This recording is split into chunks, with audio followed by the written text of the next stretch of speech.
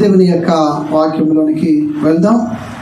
మీ దగ్గర పరిశుద్ధ బైబిల్ గ్రంథాలు ఉన్నట్లయితే పరిశుద్ధ లేఖనములలో నుంచి తీతుకు గ్రంథము 1వ అధ్యాయము 14-15 వచనాలను చదువుకుందాం. విశ్వాస విషయమున స్వస్థులకు నిమిత్తము వారిని కఠినముగా గద్దింపుము. చాలా ఆయుధం.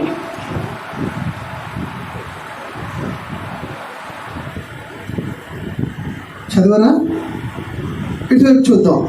ఇక్కడ అపోస్తులైన పౌలు గారు తీతుకు రాస్తూ ఉన్నాడు. తీతుకు అనేటువంటి ఒక దేవుని సేవకునికి పత్రిక రాస్తూ ఈ మాటలు చెబుతూ ఉన్నాడు. ఏమంటూ ఉన్నాడంటే, విశ్వాస విషయమున స్వస్థులకు నిమిత్తము వారిని కఠినముగా గద్దించు. దేవుడు గద్దించమని చాలాసార్లు చెప్పాడు, కానీ కఠినముగా గద్దించమంటూ ఉన్నాడు దేవుడు. సంఘములో ఉన్నటువంటి విశ్వాసులైనటువంటి వారికి దేవుని సేవకుడు గద్దించమంటూ ఉన్నాడు. ఏ విషయంలో గద్దించాలంట? చాలా విషయాలు గద్దించమన్నాడు. కానీ ఈ విషయం వచ్చేసరికి అంటే విశ్వాసములో అనారోగ్యముతో ఉంటే, విశ్వాసములో స్వస్థపరచబడకుండా ఉంటే నిన్ను ఆ విషయంలో కఠినముగా గద్దించమంటూ ఉన్నాడు. దేవునికి స్తోత్రం కలుగును గాక.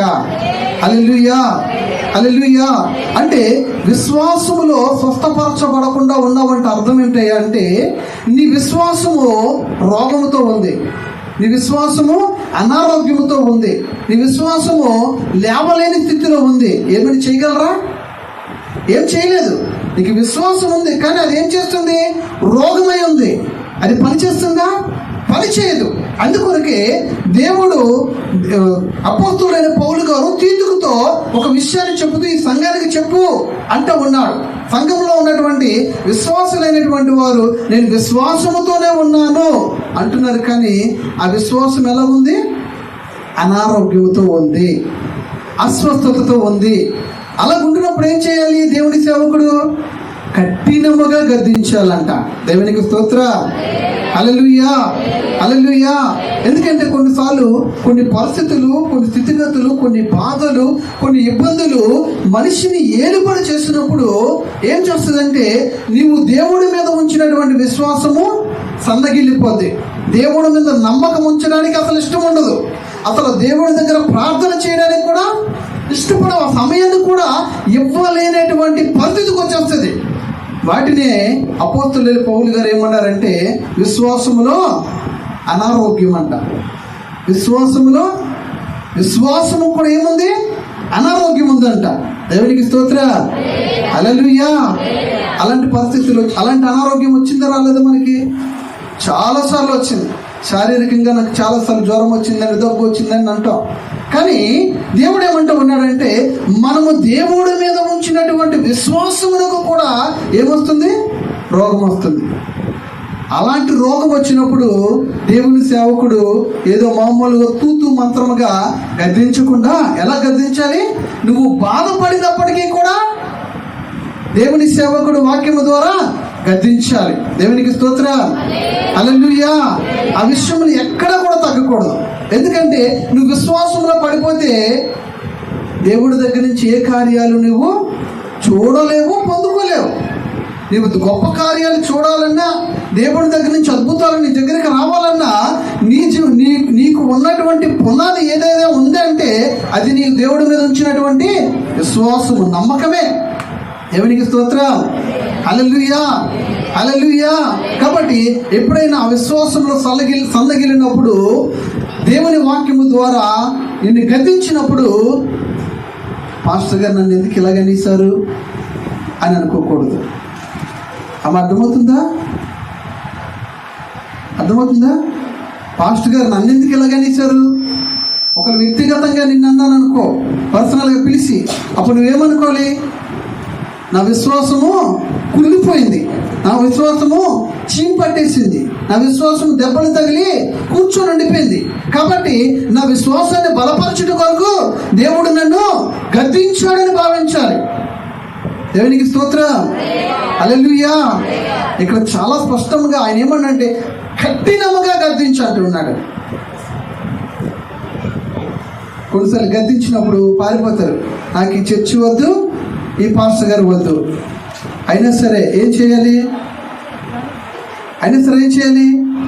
గద్దించాలి. దేవునికి స్తోత్రం, హల్లెలూయా. అలా గద్దించినప్పుడు కూడా చాలా మంది ఏం చేస్తారంటే, పిల్లలు గద్దించమనుకోండి, తల్లిదండ్రులు ఏం చేస్తారు? ఎవరి పక్క సపోర్ట్ చేస్తారు? పిల్లల పక్కే సపోర్ట్ చేస్తారు. అదే కదా, పిల్లలు పిలిచా ఇలా అనకూడదు, ఇలా చేయకూడదని గద్దించమనుకోండి, తల్లిదండ్రులు ఏమంటారు? పాస్టర్ గారు నిన్ను అంత మాట అన్నారా, అలాగన్నారు, అడగలా కదా. సరే, కొంచెం ముందుకు వెళ్దాం, చదవమ్మా. విశ్వాసమున స్వస్థలోకు నిమిత్తము వారికి కఠినముగా గద్దించుము, పవిత్రులకు అన్నీ పవిత్రములే గాని అపవిత్రులకు అవిశ్వాసులకు ఏదియో పవిత్రమైనది కాదు. పవిత్రులకు అన్నీ పవిత్రమే, అపవిత్రులైనటువంటి వారికి, అవిశ్వాసులైనటువంటి వారికి ఏది పవిత్రమైనది ఉండదు అని చెబుతూ ఏమన్నా అంటే,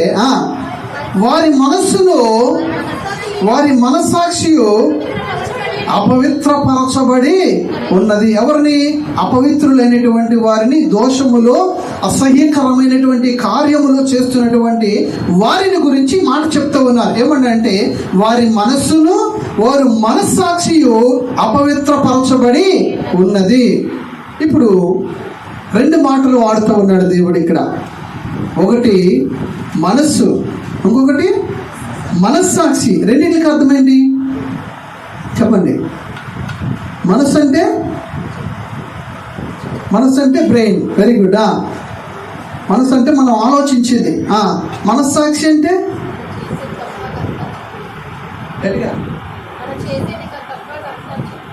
మనం చేసేది. చెప్పండి, ఇంకా రైటే చెప్తున్నారు, చెప్పండి. సరే, ఇక్కడ ఆ రెండు మాటలతో దేవుడు చెప్తూ ఉన్నాడు. ఏమంటూ ఉన్నాడంటే, ఇదిగో వారి మనస్సును, వారు మనస్సాక్షియు అపవిత్రపరచబడి ఉన్నది.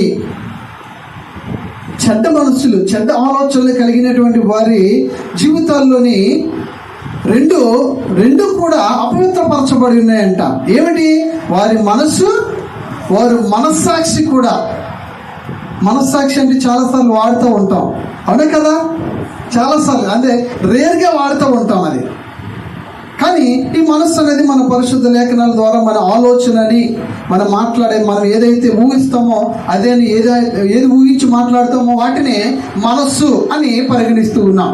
అయితే చెడ్డ మనుషులైనటువంటి వారి జీవితాలలో ఏమున్నాయి? రెండు కూడా అపవిత్రపరచబడి ఉన్నాయి. అయితే వాటిని గురించి కొంచెం ముందుగా లోతుగా ధ్యానం చేద్దాం. యోహాను సువార్త 8వ అధ్యాయము, యోహాను సువార్త 8వ అధ్యాయము 3వ వచనం నుంచి చదువుదాం. శాస్త్రులను పరిసయ్యులను వ్యభిచారమందు పట్టబడిన ఒక స్త్రీని తోడుకొని వచ్చి ఆమెను మధ్యను నిలబెట్టి, బోధకుడా, ఈ స్త్రీ వ్యభిచారము చేయుచుండగా పట్టబడిను, అట్టి వారిని రాళ్ళు రువి చంపవలనని ధర్మశాస్త్రంలో మోసే మనకు ఆజ్ఞాపించిన కదా.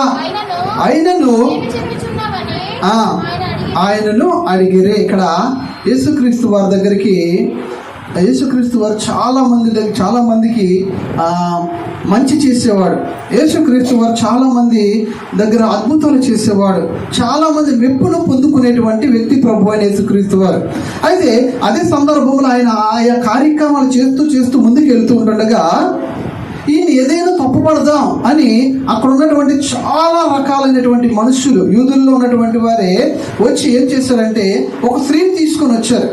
ఆమె ఏం చేస్తుందంటే తన భర్తను కాదని వేరొక పురుషుడితో అక్రమ సంబంధాన్ని కలిగి పట్టబడగానే వాళ్ళకున్న ధర్మశాస్త్రం ప్రకారంగా, వాళ్ళకున్న చట్టం ప్రకారంగా వాళ్ళు ఏం చేయాలయ్యా అంటే అలాంటి తప్పుడు పని చేసి దొరికినప్పుడు వారిని రాళ్లతో కొట్టి చంపేయాలి. అయితే ఈ మనుషులైనటువంటి వారు ఆమెను తీసుకొని వచ్చి యేసయ్య దగ్గర పెట్టి, ఇలాగ ఈమె తప్పు చేసింది, మన ధర్మశాస్త్రం చెప్తుంది కదా రాళ్లతో కొట్టి చంపాలని, మరి మీరేమంటారు అని యేసుక్రీస్తు వారు వీళ్ళు అడుగుతూ ఉన్నారు ఆమెను ముందు పెట్టి. అనగానే ఏమైంది చదమ్మా? ఆయన మీద నేరము మోపవలనని ఆయన్ను శోధించుచు అలాగని అడిగిరి. అయితే యేసు వంగి నేల మీద వ్రేలితో ఏమో రాయిచుండెను. వారు ఆయన్ను పట్టు వదలక అడుగుచుండగా ఆయన తల ఎత్తి చూచి, చూడండి ఏమన్నారంటే, ఆయన వారందరూ యేసుక్రీస్తు వారిని అడుగుతూ ఉంటే ఈయన ఏం చేస్తున్నాడంటే వాళ్ళకి ఏం సమాధానం చెప్పట్లే, రాస్తూ ఉన్నాడంట చేతితోటి నేల మీద రాస్తూ ఉన్నాడు. వీళ్ళు ఏం చేస్తున్నారంటే ఈయన రాస్తూ ఉన్నాడు కదని ఊరుకోవటంలే. ఏమన్నారు? ఇదిగో మన ధర్మశాస్త్రం ఇలా చంపేయమని చెప్పింది కదా, నువ్వేం చేస్తావు? మన ధర్మశాస్త్రం ఇలా చంపేయమని చెప్పింది కదా, నువ్వేం చేస్తావు అని పదే యేసుక్రీస్తు వారిని రేపుతూ ఉంటే ఆయన తల ఎత్తి మాట్లాడుతూ ఉన్నాడు. ఏమని మాట్లాడుతున్నాడు తెలుసా? చదవండి. అమ్మా, మీలో పాపము లేనివాడు, మీలో ఎన్నో వచనమ్మా? 7వ వచనం. మీలో పాపము లేనివాడు మొట్టమొదట ఆమె మీద రాయి వేయవచ్చునని వారితో చెప్పి మరలా వంగి నేల మీద రాయిచుండును. ఈయన ఏమంటున్నాడంటే, అంత తప్పుడు పని చేసి వచ్చినటువంటి స్త్రీని కూడా ఇదిగో ఆమెనేమనలేదు ఈయన.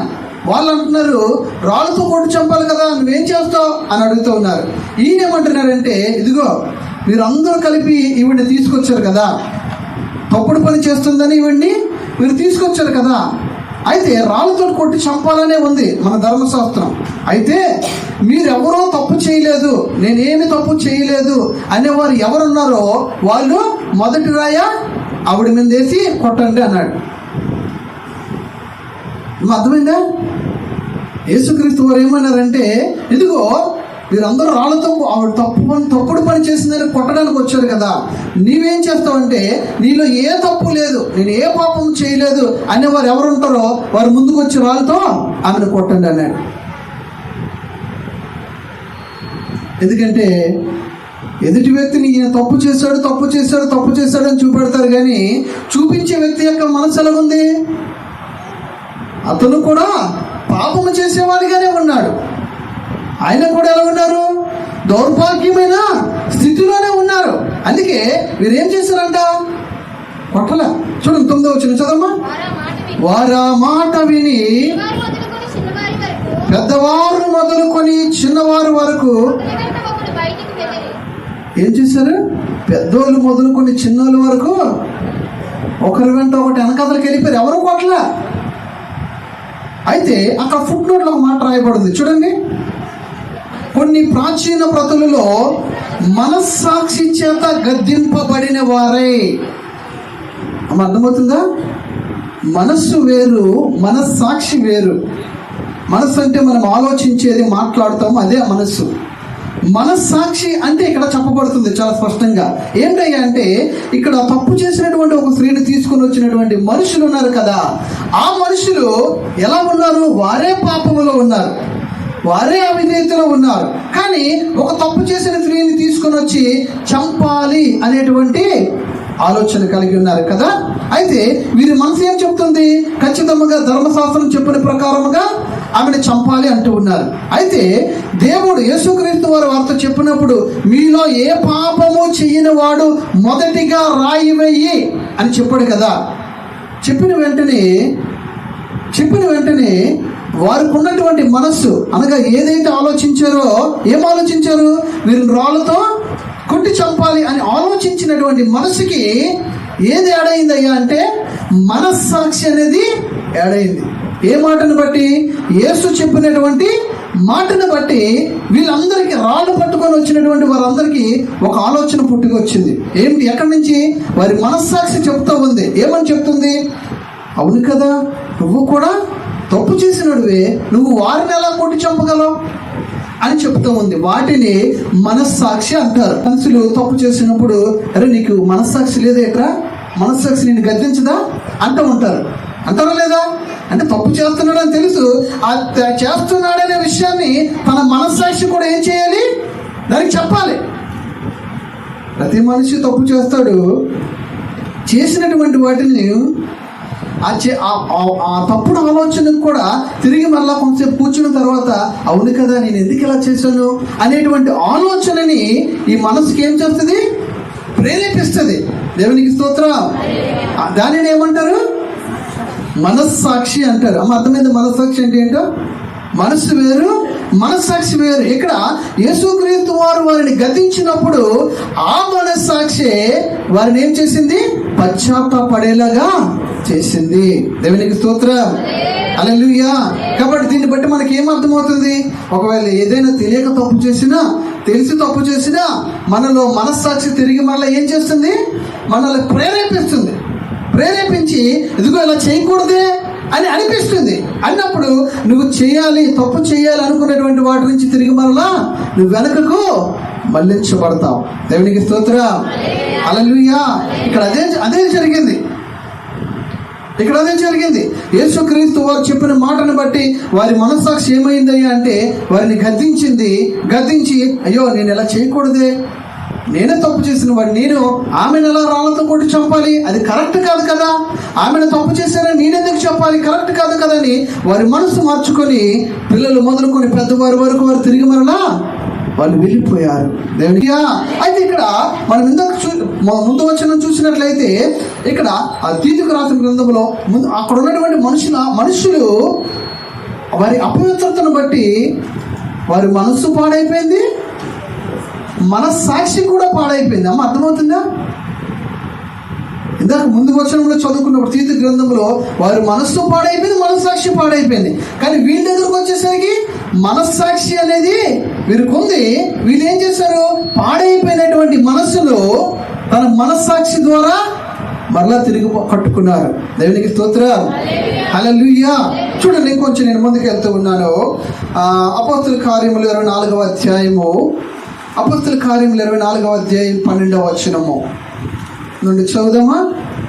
దేవాలయములోనేమి, సమాజ మందిరములోనేమి, పట్టణముల్లోనేమి నేను ఎవరితోనో తర్కించుటి అయినను, జనులను గుమిగూర్చుటి అయినను వారు చూడలేదు. మరియు వారు ఇప్పుడు నా మీద మోపు నేరమును తమరికి రుజువుపరచలేదు.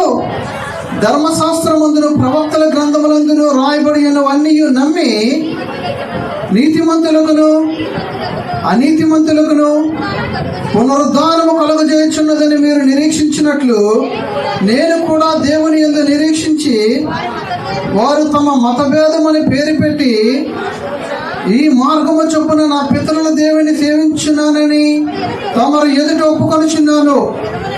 ఈ విధమున నేనును దేవుని ఎడలను మనుషుని ఎడలను ఎల్లప్పుడూ నా మనస్సాక్షి నిర్దోషమైనదిగా ఉండునట్లు అభ్యాసము చేయుచున్నాను. అపోస్తలుడైన పౌలు గారిని ఒక రాజు ముందు నిలబెట్టారు. ఎందుకు నిలబెట్టారంటే ఈయన యేసుక్రీస్తు వారిని గురించి ప్రకటిస్తూ ఉన్నారు. ఇదిగో నేను ధర్మశాస్త్రం అంతటిని కూడా చాలా ఖండితముగా చదివినటువంటి వ్యక్తిని, అందులో ప్రావీణ్యత కలిగినటువంటి వ్యక్తిని. కానీ యేసు నన్ను దర్శించిన తర్వాత నిజమో ఏదో నాకు బయలుపరచబడింది కనుక ప్రభువుని యేసుక్రీస్తు సర్వశక్తివంతుడైన దేవుడు మనుషుల అపరాధముల కొరకు ఆయన ఈ భూమి మీదకి వచ్చి బలి అయిపోయి తిరిగి మళ్ళా పునరుద్ధానుడై పరలోకములకు వెళ్ళినటువంటి వ్యక్తి అనే సత్యాన్ని ఈ అపోస్తలుడైన పౌలు గారు ఊరూరా, గ్రామాలు, పట్టణాల, వీధుల్లో, ఇంటలంట ప్రకటిస్తూ ఉన్నాడు. ప్రకటించినప్పుడు అందరూ చాలా మంది సత్యాన్ని తెలుసుకొని యేసు వైపు తిరగబడ్డారు. అయితే అందులో కొంతమంది ఈ పౌలు అనేటువంటి వ్యక్తిని రాజు ఎదుట నిలబెట్టి శిక్షించాలని, చంపాలని పూనుకున్నారు. ఆ పూనుకున్నప్పుడు ఈ యొక్క అపోస్తలుడైన పౌలు గారు మాట్లాడుతూ ఉన్నారు ఆ రాజుతో. ఏమని మాట్లాడుతూ ఉన్నారంటే చూడండి 15వ వచనం. నీతిమంతులకును అనీతిమంతులకును పునరుద్ధానం కలగబోచున్నదని మీరు నిరీక్షించుచున్నట్లు నేను కూడా దేవుని యందు నిరీక్షణ ఇచ్చున్నాను.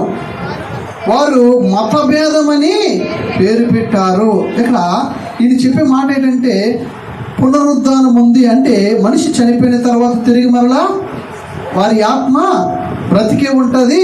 అయితే ఒకరు ఆ ఆత్మ పరలోకానికి కానీ నరకానికి కానీ వెళ్ళిపోతుంది. యేసు మీద విశ్వాసం ఉంచిన ప్రతి ఆత్మ కూడా పరలోకానికి వెళ్తుంది. యేసు మీద విశ్వాసం ఉంచని ప్రతి ఆత్మ నరకానికి వెళ్తుంది అనేటువంటి సత్యాన్ని అక్కడ చెప్తా ఉన్నాడు.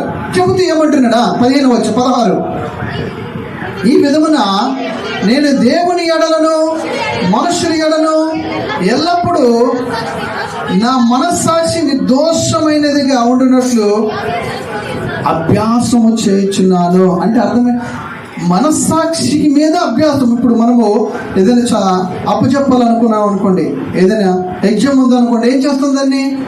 దాని మీద కాన్సన్ట్రేషన్ పెట్టి 1 గంట 2 గంటలు 3 గంటలు చదివి అభ్యాసము చేసి దాన్ని ఆ యొక్క ఎగ్జామ్ హాల్లో అప్లై చేస్తాం. కానీ ఇక్కడ అపోస్తలుడైన పౌలు గారు దేని మీద అభ్యాసం చేస్తున్నాడు తెలుసా? దేని మీద? మనస్సాక్షి మీద. ఆ మనస్సాక్షి చేసే పని ఏంటి? తన మనసు ఒకవేళ ఏదైనా పాడైపోతే, తప్పుడు ఆలోచనలు వచ్చి తన శరీరాన్ని పాడు చేస్తుందేమో అనే ఉద్దేశంతో దానిని రిపేర్ చేసుకోవడానికి నేనేం చేస్తున్నాడు? తన మనస్సాక్షిని అభ్యాసం చేస్తూ ఉన్నాడు. దేవునికి స్తోత్రం. ఎప్పుడైనా పెట్టారు అలాంటిది? అలాంటి పదని ఎప్పుడేం చేశారా? చేశారా లేదా? చెయ్యాలి. మనకి ఎప్పుడంటే బ్రెయిన్ కొంచెం పెరగాలి, నాలెడ్జ్ పెరగాలి, అన్నీ తెలుసుకోవాలని ఈ మనసుకి అభ్యాసం పెడతాం, అభ్యాసం చేస్తాం. కానీ ఈ మనసును కంట్రోల్ చేసేది మరొకటి ఉంది, సాక్షి. అదేం చేస్తుందంట? అది మనసును కంట్రోల్ చేస్తుంది. కాబట్టి ఆ మనస్సాక్షిని ఏం చేస్తున్నాడు? ఈయన అభ్యాసం చేస్తూ ఉన్నాడు. ఎవరి దగ్గర అంట?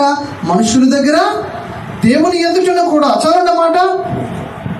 ఈ విధముగా నేను దేవుని ఎడలను మనుషుల ఎడలను ఎల్లప్పుడూ నా మనస్సాక్షి నిర్దోషమైనదిగా ఉండినట్లు అభ్యాసము చేయుచున్నాను. ఒకవేళ ఈ మనసుతో నేను మనుషుల దగ్గర తప్పు చేస్తానేమో, ఈ మనసుతో దేవుని గురించి తప్పుగా ఆలోచిస్తానేమో అనే ఉద్దేశంతో ఈ మనసు బాగా ఉండాలంటే ఏం చేయాలి? ఈ మనస్సాక్షికి పదును పెట్టాలి. పదును పెట్టినప్పుడు ఈ మనస్సు బాగా పనిచేస్తుంది. తప్పుడు దేవుడి దగ్గర తప్పుడు ఆలోచనలు రావు, మనుషుల దగ్గర కూడా తప్పుడు ఆలోచనలు రాకుండా చేస్తుంది. దేవునికి స్తోత్రం. హల్లెలూయా. ఇంకొంచెం నేను ముందుకు వెళ్తూ ఉన్నాను. చూడండి పరిశుద్ధ లేఖనంలో నుంచి రోమీయులకు రాసిన పత్రిక 9వ అధ్యాయం 3వ వచనము. రోమ 9:3. పరిశుద్ధాత్మ యందు నా మనస్సాక్షి నాతో కూడా సాక్ష్యం ఇచ్చుచున్నది. సాధ్యమైన ఎడల నేను క్రీస్తును నుండి వేరే శాపగ్రస్తులనే ఉండకూడదును. ఇంకొకరు చదవండి. పరిశుద్ధాత్మ యందు నా మనస్సాక్షి నాతో కూడా సాక్ష్యం ఇచ్చుచున్నది. సాధ్యమైన ఎడల దేహ సంబంధులైన నా సహోదరుల కొరకు నేను క్రీస్తు నుండి వేరే శాపగ్రస్తుడినై ఉండకూడదును. ఇక్కడ మనుషులను గురించి పౌలు గారు ఆలోచిస్తూ ఉన్నారు. పౌలు గారు ఆలోచన అంటే మనస్సుతో ఆలోచిస్తూ ఉన్నారు. ఆ మనస్సుని ఎలా సిద్ధపరచుకుంటున్నాడు? మనస్సాక్షి ద్వారా బాగా పరిశుద్ధముగా సిద్ధపరచుకుంటూ ఉన్నాడు. అయితే ఇక్కడ ఒక విషయాన్ని గమనించాలి. ఎవరైతే నశించిపోతూ ఉన్నారో, ఎవరైతే క్రీస్తుని తెలియక చనిపోయి నరకానికి వెళ్ళిపోతూ ఉన్నారో, నరకానికి వెళ్ళిపోవడం సిద్ధంగా ఉన్నారో, లేకపోతే ఈ భూమి మీద ఉండి అపవిత్రమైన కార్యాలు, అసహ్యకరమైన కార్యాలు, దోపు, అజితేంద్రియము, కుళ్ళు, పాపము, అసహ్యమైన వాటిని చేస్తూ ఉన్నారో, వారిని రక్షించడం కోసము అపోస్తలుడైన పౌలు గారు తన మనస్సును ఉపయోగిస్తూ ఉన్నారు. ఎలా ఉపయోగిస్తున్నారు తెలుసా? తన మనస్సుతో ఉన్నటువంటి మనస్సాక్షి దేనితో ఇముడుందో తెలుసా? పరిశుద్ధాత్మతో కలిసి ఉందంట. దేవునికి స్తోత్రం. హల్లెలూయా. అర్థమవుతుందా? మన మనస్సు చెడిపోయింది అనుకోండి, ఆటోమేటిక్గా పరిశుద్ధాత్మ దేవుడు మనలో ఉండడు. ఆ మనసును కంట్రోల్ చేసేటువంటి మనస్సాక్షి ఉంది. ఆ మనస్సాక్షిని ఎవరు స్వాధీనంలో ఉంచాడంటే ఈయన పరిశుద్ధాత్మ దేవుని స్వాధీనములో ఉంచాడు. అప్పుడు పరిశుద్ధాత్మ దేవుని స్వాధీనములో ఉంచినటువంటి ఆ మనస్సాక్షి మనస్సును ఎంత చక్కగా కంట్రోల్ చేయగలదు. అర్థమవుతుందా? ఇప్పుడు నేను చెడ్డవాడిని అనుకోండి, ఒక మంచి వ్యక్తి వచ్చాడు అనుకోండి, నా కంట్రోల్లో నువ్వు ఉన్నప్పుడు నిన్ను ఎలా కంట్రోల్ చేస్తాను? చెడుగా కంట్రోల్ చేస్తాను. అవునా కదా? అయితే నా మనస్సు అనేది మంచి వ్యక్తి దగ్గర, ఒక మంచి వ్యక్తి దగ్గరికి మంచి వ్యక్తి వచ్చినప్పుడు ఆ మంచి వ్యక్తిని ఏం చేయగలడు? ఇంకా మంచి వ్యక్తిగా మార్చగలడు. అలాగే ఇక్కడ అపోస్తులైన పౌలు గారికి ఒక గురి ఉంది. ఏంటంటే, నశించిపోతున్నటువంటి ప్రజల కొరకు నేను నరకానికి వెళ్ళిపోయినా పర్వాలేదు, కానీ వారు మాత్రం రక్షించబడాలి. దేవునికి స్తోత్రం. ఆ ఆలోచన ఆ మనస్సులోనికి ఎవరు రప్పించారు? మనస్సాక్షి రప్పించిందంట. అమ్మ, అర్థమవుతుందా? ఆ మనస్సాక్షి ఎంత గొప్పదో చూడండి. మనం ఏమనుకుంటాం అంటే, నేను నరకానికి వెళ్ళకూడదు కానీ ఆడు మాత్రం నరకానికి వెళ్ళిపోయినా పర్వాలేదు, మన ఆలోచన. అవునా కదా? మనిషి యొక్క ఆలోచన ఏమనుకుంటాం? నేను పరలోకానికి వెళ్ళాలి, వీడు నరకానికి వెళ్ళాలంట. కానీ పౌలు గారు అలాంటి ఆలోచన రావడానికి గల కారణం ఏంటంటే, అతనికి ఉన్నటువంటి మనస్సాక్షి పరిశుద్ధాత్మ చేత నింపబడి ఉంది. దేవునికి స్తోత్రం. ఆ పరిశుద్ధాత్మ దేవుడు మామూలు మాటలు మాట్లాడతాడా? ఎలాంటి ప్రేరేపిస్తాడు? ఇలా అలా ఉండదు. ఎలా ఉంటుంది? నేను నరకానికి అయిపోయినా పర్లేదు కానీ వీళ్ళందరూ కూడా పరలోకానికి చేర్చబడాలంటారు. అదే పరిశుద్ధాత్మ దేవుడు లేడు ఈ మనస్సాక్షిలో. ఈ మనస్సాక్షి కూడా పాడైపోయింది. అప్పుడు మన ఆలోచన ఎలా ఉంటుంది? నేను ఒక్కడ పరలోకంలో దేవుడి దగ్గరికి కనబడితే చాలు, ఇది ఎలా పోయినా పర్వాలేదు అనుకుంటా. దేవునికి స్తోత్రం. హల్లెలూయా, హల్లెలూయా. మనకి కూడా ఒక మనస్సాక్షి ఉంది. తీతు గ్రంథంలో పాడైపోయినటువంటి మనస్సాక్షిని చూస్తాం మనం. మనస్సు పాడైపోయింది, మనస్సాక్షి పాడైపోయింది. కానీ ఆ మనస్సుని, ఆ మనస్సాక్షిని ఆ కంట్రోల్ చేసేటువంటి పరిశుద్ధాత్మ దేవుని సహాయాన్ని అక్కడ ఉంచినప్పుడంట వారికి ఏ ఆలోచనలు కావాలో, ఏ తలంపులు కావాలో ఆ మనిషిలో పుట్టిస్తుందంట. ఆ పుట్టించేటువంటి ప్రతి ఆలోచన ఎలాంటిది? చాలా మంచిది, చాలా శ్రేష్టకరమైనవి. దేవునికి స్తోత్రం. హల్లెలూయా. ఇప్పటికి ప్రస్తుతం మనం ఎలా ఉన్నామంటే, మన మనస్సుతో ఉన్నాం. మన మనస్సాక్షిని మన మనస్సుకి ఆపరేట్ చేయటంలా. ఆపరేట్ చేయాలంటే ఎప్పుడు చేస్తాం? ఎప్పుడైనా తప్పు చేసి నేను శిక్షించినప్పుడు నువ్వు ఇంటికి వెళ్ళిపోయిన తర్వాత కూర్చొని అసలు నేను ఎందుకు దెబ్బలు తినాలి, ఎందుకు ఆలోచించాలి, ఎందుకు నేను అలాంటి పని చేశాను అని ఆ మనస్సాక్షి అప్పుడు బోధిస్తుంది. అవును కదా? అప్పుడే బోధిస్తుంది. ఎప్పుడు తప్పు చేసేసిన తర్వాత, ఇంటికి వెళ్ళిపోయిన తర్వాత ప్రశాంతంగా కూర్చొని ఆలోచించినప్పుడు. కానీ దేవుడు ఏం చెప్తా ఉన్నాడు? నీకు మనసు ఉందని, నీకు మనస్సాక్షి ఉందని, ఆ నీకున్నటువంటి మనస్సులో నుంచి తప్పుడు ఆలోచనలు రాకముందే నీ మనస్సాక్షి ద్వారా నువ్వేం చేయబడాలి? గద్దించబడాలి, హెచ్చరించబడాలి. అంతేకాదు, ఇంకా కొంచెం లోతుగా వెళ్ళాలంటే నీ మనస్సాక్షికి పరిశుద్ధాత్మ దేవుడు తోడై ఉండాలి. దేవునికి స్తోత్రం. హల్లెలూయా, హల్లెలూయా. కొంచెం నేను ముందుకు వెళ్తూ ఉన్నాను. 2వ తిమోతి గ్రంథము 1వ అధ్యాయం 4-5 వచనాలు.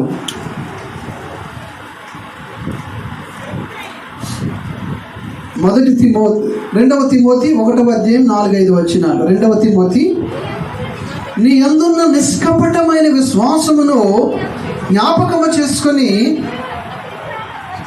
నా పితరాచార ప్రకారము నిర్మలమైన మనస్సాక్షితో నేను సేవించుచున్న దేవుని ఎడల కృతజ్ఞుడనై ఉన్నాను. ఆ విశ్వాసము మొదట నీ అవ్వయైన లోయలోను, నీ తల్లి అయిన యునేకాలోను వసించెను. చాలు. ఇక్కడ పౌలు గారు, అపోస్తలుడైన పౌలు గారు తిమోతికి రాస్తూ ఉన్నాడు. తిమోతిని గురించి చెబుతూ ఉన్నాడు. తిమోతి నువ్వు ఇప్పుడు ఉన్నావు కదా, నీవు ఉన్నటువంటి పరిస్థితిని బట్టి నాకు ఆలోచన ఏమొచ్చిందంటే, నీవు ఇప్పుడు చాలా విశ్వాసంతో ఉన్నావు, చాలా పరిశుద్ధముగా ఉన్నావు. అది ఎక్కడి నుంచి వచ్చిందో తెలుసా? మీ తల్లి దగ్గర నుంచి, మీ మామ దగ్గర నుంచి అది నీ దగ్గరికి వచ్చింది అని చెప్తూ ఉన్నాడు. చెబుతూ ఏమంటున్నాడంటే, ఆ 4వ వచనములో, నీ యందున్న నిష్కపటమైన విశ్వాసమును జ్ఞాపకము చేసుకొని నా పితృ ఆచార ప్రకారముగా నిర్మలమైన మనస్సాక్షితో నేను సేవించిన దేవుని ఎడల కృతజ్ఞుడవై ఉన్నాను. చాలు చాలు చాలు చాలు. ఇక్కడ ఈ తిమోతి దేవుని సేవ చేస్తూ ఉన్నాడు. దైవజనుడు సేవ చేస్తున్నటువంటి ఆయన ఎక్కడో, తిమోతి గారు ఎక్కడో సేవ చేస్తున్నారు, పౌలు గారు మరొక దగ్గర సేవ చేస్తూ ఉన్నారు. ఈయనకి రావడం చాలా సమయం పడుతుంది, చాలా నడక ప్రయాణాలు. అందుకోసమే ఎప్పుడైనా కలుసుకుంటే బాగున్ను, ఇది చూడాలనిపిస్తుంది అని మాటలు వాడుతూ ఉంటాడు పౌలు గారు. అయితే ఈయన ఎక్కడో చేస్తూ ఉన్నాడు, ఆయన ఎక్కడో సేవ చేసుకుంటున్నాడు. అయితే ఆ సేవ చేసుకుంటున్నటువంటి ఆ దేవుని సేవకుని గురించి ఈయన యొక్క ఉద్దేశం ఏమిటంటే, మంచివారిని ఎప్పుడు కూడా మంచిగానే ప్రేమిస్తారు. అవునా కదా? ఇప్పుడు ఒక గొప్ప సేవకుని దగ్గర కింద 10 మంది సేవకులు ఉన్నారనుకోండి. 10 మంది సేవకులు ఉన్నప్పుడు ఆ 10 మంది సేవకుల్లో కొంతమందిని ఒక రకంగా ప్రేమిస్తారు, మరొక వ్యక్తిని మరొక రకముగా ప్రేమిస్తారు. అంతేకా సమాజంలో కూడా చూడండి, ఒక వ్యక్తిని ఇంకొకలాగా, మరొక వ్యక్తిని మరొకలాగా ప్రేమించేవారు అన్నారు. ఇక్కడ అపోస్తలుడైన పౌలు గారు ఈ దేవుని సేవకుడిని చాలా ఇష్టంగా ప్రేమిస్తూ ఉన్నాడంట. దేవునికి స్తోత్రం. ఎంత ఇష్టంగా ప్రేమిస్తున్నాడంటే చూడండి, ఇదిగో నీ పితృ ఆచార ప్రకారముగా, అంటే వీళ్ళ పితరులు ఎవరు? వీళ్ళ అమ్మ, వీళ్ళ మామ ఎలాంటి భక్తి జీవితాలు చేశారో అదే ఆచారాన్ని, అదే భక్తి జీవితాన్ని ఈ దేవుని సేవకుడు చేస్తూ ఉన్నాడంట. దేవునికి స్తోత్రం. చాలా మంది జీవితాలు ఎలా ఉంటాయంటే, తల్లిదండ్రులు భక్తి పరులే, పిల్లలు పోరంబోకులు. అవునా కదా? పనికి మాలోలు. అవునా కదా? తల్లిదండ్రులు మంచి భక్తి పరులు, కానీ పిల్లల దగ్గరకు వచ్చేసరికి ప్రార్థన చేయడం రాదు, పాటలు పాడడం రాదు, ఆతిథ్యం ఇవ్వడం రాదు, గౌరవం ఇవ్వడం రాదు, ఏదీ రాదు. ఇక్కడ తిమోతి దగ్గరకు వచ్చేసరికి పౌలు గారు అంటే ఉన్నారు, ఇదిగో నీ తల్లి, నీ అవ్వ ఎంత భక్తి చేశారో అదే ఆచార భక్తితో నీవు కూడా చేస్తూ ఉన్నావు. దేవునికి స్తోత్రం. హల్లెలూయా. ఆ ప్రకారముగా నిర్మలమైన మనస్సాక్షితో నేను సేవించుచున్న దేవుని ఎడల కృతజ్ఞుడనై ఉన్నాను. ఇతనికి ఉన్నటువంటి, పౌలు గారికి ఉన్నటువంటి మనస్సాక్షి ఎలాంటిదంట? నిర్మలమైనటువంటి మనస్సాక్షి. అంటే మనం ఏదైనా ఎవరైనా మంచివారు ఉన్నప్పుడు మంచివారిని మంచివాడు అనడానికి ఒప్పుకోం. ఎందుకు అనుకున్నాం? మన కీర్తి ఏమైనా తగ్గిపోద్దేమో అని, మన గొప్పతనం ఏమైనా తగ్గిపోద్దేమో అని. అర్థమవుతుందా? ఇప్పుడు నేనే ఉన్నాను అనుకోండి, నాకంటే కింద ఉన్నటువంటి వారు నాకంటే గొప్పగా దేవుని వాక్యాన్ని బోధించారు, నాకంటే గొప్పగా ఆరాధిస్తున్నప్పుడు పరిశుద్ధాత్మ దేవుడు దిగి వచ్చాడు. నేనేమంటాను? మానవ సమాజంగా ఏమంటాను? మన బుద్ధి ఎలా ఉంటుంది? నాకంటే ఎవరు గొప్పలు ఉండకూడదు. మనిషి స్వభావము అదే కదా, మనిషి అలాగే అనుకుంటాడు. నాకంటే గొప్పవారు ఉండకూడదు అనుకుంటారు. ఇక్కడ పౌలు గారి దగ్గర ఉన్నటువంటి తిమోతి మంచి సేవ చేస్తున్నాడు, మంచి పరిచయం చేస్తూ ఉన్నాడు. దేవునికి స్తోత్రం. నిర్మలమైన మనస్సాక్షి కలిగిన వారు ఏం చేస్తారంటే, నువ్వు చేస్తున్నటువంటి మంచిని మంచిగానే చెప్తారు, నువ్వు చేస్తున్నటువంటి చెడుని చెడుగానే చెప్తారు. దేవునికి స్తోత్రం. హల్లెలూయా. నువ్వు చెడు చేసి కూడా మంచి చేస్తున్నారు అని చెప్తున్నారంటే నువ్వు పాడైపోవడానికి ఆ మనిషి కోరుకున్నాడు. దేవునికి స్తోత్రం. హల్లెలూయా. హల్లెలూయా. మన జీవితాల్లో కూడా అలాగే ఉండాలి. ఉంటుందా అంటే ఉండదు. ఎందుకనుకున్నావు? ఉదాహరణకు మీ ఇంట్లో రోజు తింటున్నాడు నీ భర్త కూర, పక్కింటి నుంచి కూర తెచ్చి భర్త అంటాడు, నీకన్నా చాలా బాగుండరే అనగానే ఏమంటావు? చెప్పరేంటి? ఏ కూర వండుతున్నవే, పక్కింటి కూర చాలా బాగుంది అన్నారు అనుకోండి, ఏమంటారు? ఇష్టపడము, అసలు ఒప్పుకోమా మాటకి. ఒప్పుకుంటామా?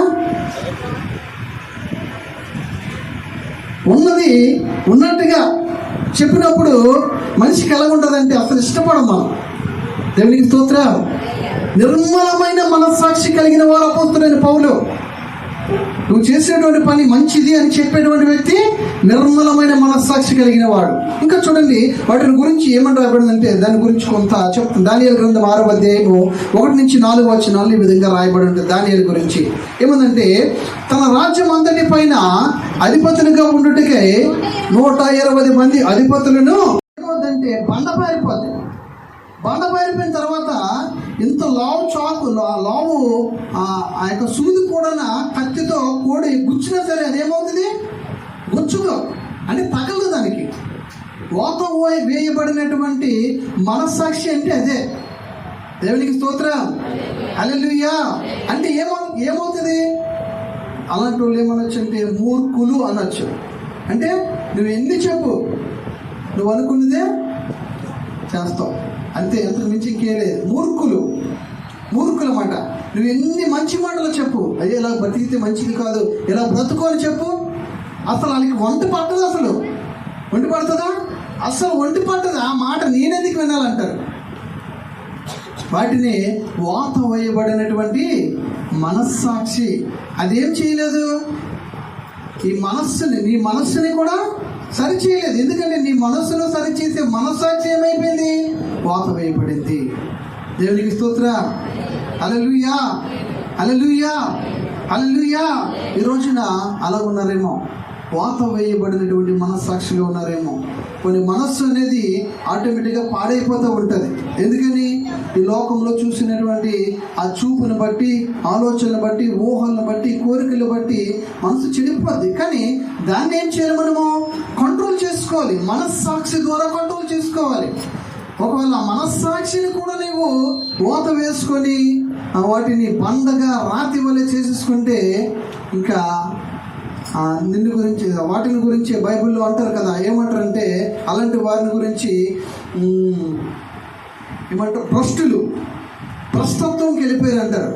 ఇంకా వారికి దేవుని దగ్గర నుంచి ఉగ్రత, దేవుని దగ్గర నుంచి శిక్ష తప్ప వారికి పరిష్కారం అనేది ఇంకా ఏది దొరకదు. భ్రష్టత్వంకి వెళ్ళిపోయారు కాబట్టి దేవుడు వానికి అప్పగించను. భ్రష్టత్వం కలిగారు కాబట్టి దేవుడు వారిని ఫిలిష్తీయులకు అప్పగించాడని చాలాసార్లు చూస్తూ ఉంటాం. అంటే ఇంకా వారు మారరు. వాత వేయబడినటువంటి మనస్సు. ఈ రోజున మనం కూడా అలా ఉన్నామేమో. మన మనస్సు ఎలా ఉందో, మన మనస్సాక్షి ఎలా ఉందో మనం పరిశీలించుకుందాం. ఇంకొక మాట చెప్పి నేను ముగించేస్తాను. చూడండి, హెబ్రీయులకు రాసిన పత్రిక 9వ అధ్యాయం 14వ వచనం. హెబ్రీయులకు రాసిన పత్రిక 9వ అధ్యాయం 14వ వచనం. నిత్యుడగు ఆత్మ ద్వారా తను తాను దేవునికి నిర్దోషినిగా అర్పించుకొనిన క్రీస్తు యొక్క రక్తము నిర్జీవ క్రియలను విడిచి జీవము గల దేవుని సేవించుటకు మీ మనస్సాక్షిని ఎంతో శుద్ధి చేయను. చాలు, మనస్సాక్షి వాత వేయబడింది అని విన్నాం. అలాంటి మనస్సాక్షిని శుద్ధి చేసేటువంటి మార్గము కూడా దేవుడు ఉంచాడంట. ఏమిటా మార్గం? నీ మనస్సు పాడైపోతే నీ మనస్సాక్షి శుద్ధి చేస్తుంది. నీ మనస్సాక్షి పాడైపోయినప్పుడు వాటిని శుద్ధి చేసేది కూడా ఒకటి ఉందంట. ఏమిటయ్యా అంటే, చూడండి, నిత్యుడుగా ఆత్మ ద్వారా తను తాను దేవుని నిర్దోషణగా అర్పించుకొనిన క్రీస్తు యేసు యొక్క రక్తము నిర్జీవ క్రియలను విడిచి జీవము గల దేవుని సేవించుటకు మనస్సాక్షిని ఎంతో ఎక్కువగా శుద్ధి చేస్తుంది. యేసు రక్తం ఏం చేస్తుంది? మన మనస్సాక్షిని కూడా శుద్ధి చేస్తుందంట. దేవునికి స్తోత్రం. ఒకవేళ మన మనస్సు చెడిపోతే, అంతేకాకుండా మన మనస్సాక్షి కూడా చెడిపోతే అప్పుడు ఏం చేయాలి? భ్రష్టత్వంకి వెళ్ళిపోయి ఇంకా దేవుని ఉగ్రత మాత్రమే మన దగ్గర ఉంది అనుకునేటప్పుడు, అలాంటి ఆలోచనలు వచ్చేసేటప్పుడు, ఇంకా నా జీవితం అయిపోయింది అని అనుకునేటప్పుడు ప్రభువైన యేసుక్రీస్తు వారి యొక్క రక్తమును మన మీద ప్రోక్షించుకున్నప్పుడు మన మనస్సాక్షి పరిశుద్ధపరచబడుతుందండి. అది వాత వేయబడింది, కాల్చబడింది, రాతి వలె ఉండిపోయినది. దేవుడు ఏం చేస్తాడంటే మాంసము వలె మన మనస్సాక్షిని చేస్తాడంట. అప్పుడు అది బాగా రెడీ అయినప్పుడు అది ఏం చేస్తుంది? నీ మనసును సరిచేస్తుంది. నీ మనసు సరిచేసినప్పుడు అప్పుడు నీవు పరిశుద్ధముగా, పవిత్రముగా, యథార్థముగా నీవు జీవించగలవు. మన మనస్సు, మన మనస్సాక్షి ఈ రోజున ఎలాగను ఉన్నాయో అందరికీ తెలుసు. నీకు నువ్వు పరిశీలించుకో, నీకు నువ్వు పరీక్షించుకో ఒకసారి. ఒకవేళ నీ మనసు చెడిపోయే ఉన్నావు అనుకో, నీ మనస్సాక్షి ఖచ్చితంగా నిన్ను గద్దిస్తూ ఉంటుంది, చెప్తూ ఉంటుంది, ఇలా చేయి, ఇలా చేయకూడదని చెప్తూ ఉంటుంది. ఒకవేళ నీ మనస్సాక్షిని కూడా మోత వేయబడినటువంటిదిగా తయారైపోతే వాటిని పరిశుద్ధుడైన యేసుక్రీస్తు రక్తము ద్వారా కడుగు. ప్రభువా, నా మనస్సాక్షిని కడగండి, మీ రక్తము ద్వారా కడగండి, నన్ను పరిశుద్ధపరచండి అన్నప్పుడు నీ మనస్సాక్షి ఏం చేస్తుందంటే తిరిగి మరలా పరిశుద్ధపరచబడి తిరిగి మరలా పవిత్రులుగా పరిశుద్ధముగా ఈ భూమి మీద నీవు జీవించగలవు. దీవెనకరముగా ఆశీర్వాదంగా నీవు జీవించగలవు. ఆమేన్.